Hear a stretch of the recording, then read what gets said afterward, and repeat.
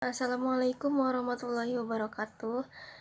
Sebelumnya perkenalkan, nama saya Selamita. Saya di sini akan mempresentasikan tentang neraca pembayaran perdagangan internasional dan nilai tukar. Selanjutnya ada neraca pembayaran. Jadi neraca pembayaran itu adalah pencatatan sistematis yang menjelaskan seluruh transaksi ekonomi antara penduduk suatu negara dengan negara lain selama masa tertentu. Nah, dalam penyusunannya dibedakan antara transaksi debit dan transaksi kredit. Transaksi debit itu menimbulkan bertambahnya kewajiban bagi penduduk negara yang mempunyai neraca pembayaran untuk mengadakan pembayaran ke penduduk lain. Sedangkan transaksi kredit itu menimbulkan bertambahnya hak bagi penduduk negara yang mempunyai neraca pembayaran tersebut untuk menerima pembayaran dari negara lain. Selanjutnya ada cadangan devisa. Definisi cadangan devisa sendiri yaitu seluruh aktiva luar negeri yang dikuasai oleh otoritas moneter dan dapat digunakan setiap waktu.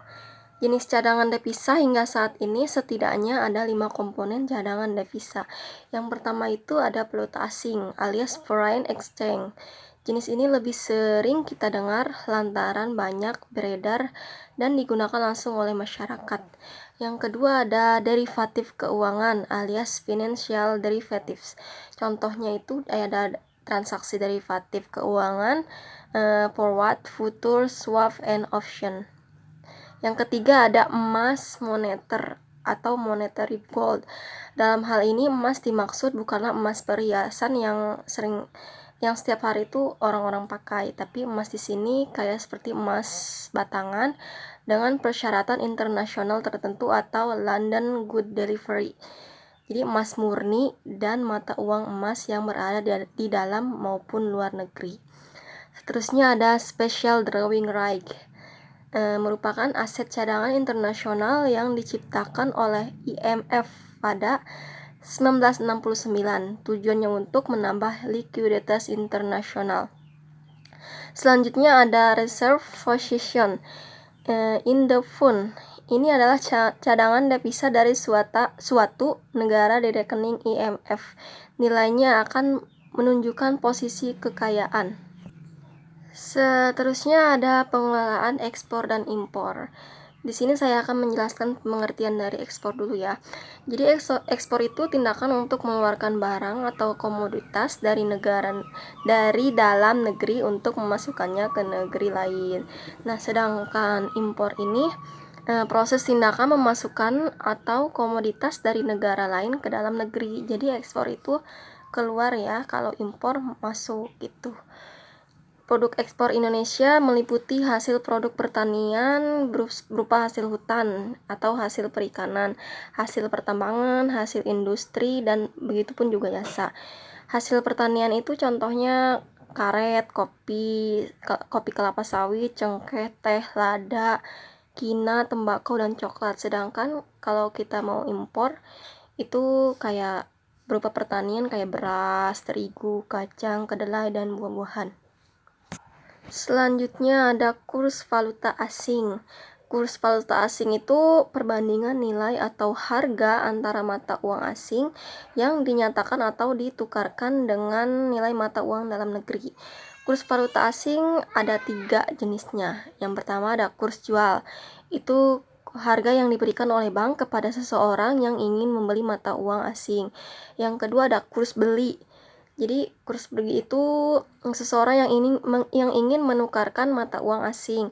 Kalau kurs tengah yaitu harga yang diberikan oleh bank antar kurs jual dan kurs beli. Jadi penjumlahan kurs beli dan kurs jual yang dibagi 2. Selanjutnya ada peranan hutang luar negeri dalam pembangunan ekonomi.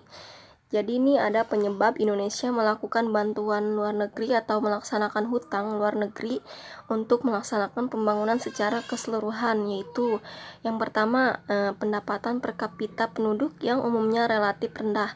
Jadi ini menyebabkan tingkat MPS, jadi marginal propensity to save itu rendah, dan pendapatan pemerintah dari sektor pajak itu khususnya penghasilan juga rendah. Yang kedua itu lemahnya sektor perbankan nasional.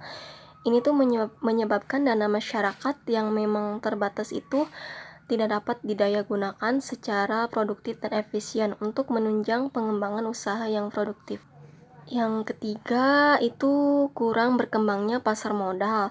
Ini tuh menyebabkan tingkat kapitalisasi pasar yang rendah, sehingga banyak perusahaan yang kesulitan mendapatkan tambahan dana murah dalam berekspansi.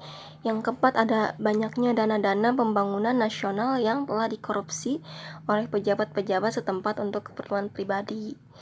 Yang seterusnya ada tingkat ketergantungan terhadap modal asing. Ini ada peranan neraca pembayaran, kurs valuta asing dalam perekonomian. Jadi kecilnya modal yang dimiliki menjadi salah satu kendala yang dialami negara-negara berkembang seperti Indonesia ini dalam melakukan kegiatan pembangunan ekonomi. Begitu juga yang dialami negara Indonesia, negara kita, terutama masih rendahnya modal dalam negeri yang menyebabkan ketergantungan kepada pinjaman asing. Nah, di sini peranan neraca juga ada perannya. Jadi neraca ini berperan sebagai dampak pembayaran terhadap kegiatan ekonomi suatu negara, antara lain perubahan terhadap kurs devisa, terhadap harga, terhadap tingkat pendapatan, perubahan terhadap tingkat bunga. Sedangkan kurs valuta asing itu sering diartikan sebagai banyaknya nilai mata uang suatu negara yang harusnya dikeluarkan atau dikorbankan untuk mendapatkan satu unit nilai uang asing, yaitu dolar misalnya. Jadi sehingga dengan kata lain, jika kita gunakan contoh rupiah dan dolar, maka kurs valuta asing adalah nilai tukar yang menggambarkan banyaknya rupiah yang harus dikeluarkan untuk mendapatkan satu unit dolar dalam kurun waktu tertentu. Nah, jadi sekian presentasi dari saya. Mohon maaf bila banyak kekurangan. Wabillahi taufiq walhidayah. Wassalamualaikum warahmatullahi wabarakatuh.